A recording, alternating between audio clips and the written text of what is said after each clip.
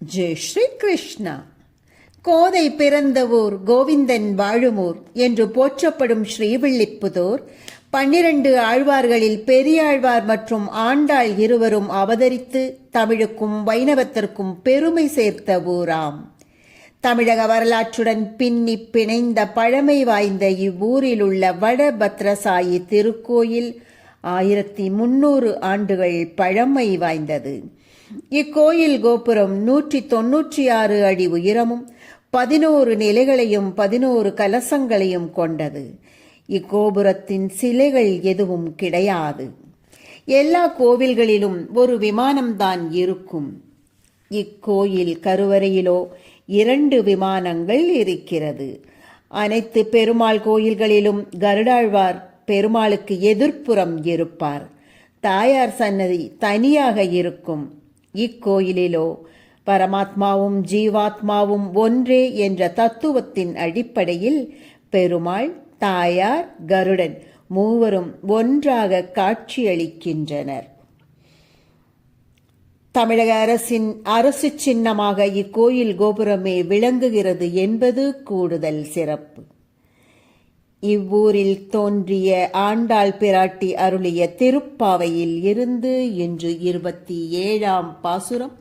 இன்று மார்கழி 27ஆம் நாள்.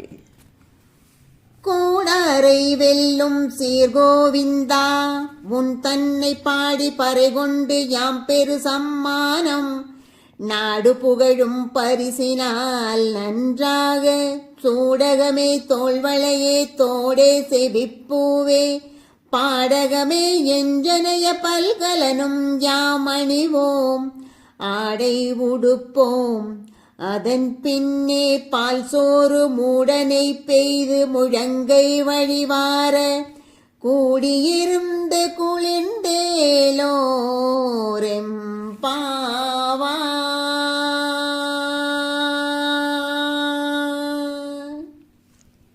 இதன் பொருள், எதிரிகளை வெற்றி கொள்ளும் சிறப்பு மிக்க கோவிந்தா, உன்னை நாங்கள் பாடி அருள் பெற வந்தோம்.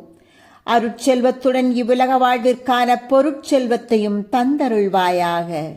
இந்நாடே புகழும்படி கையில் அணியும் சூடகம், தோளில் அணியும் பாகுவலயம், காதில் அணியும் தோடு, கர்ணப்பூ, காலில் அணியும் பாடகம் ஆகிய அணிகலன்களை எங்களுக்கு கொடுத்தருள்வாயாக. அழகிய புத்தாடைகளை வழங்குவாயாக.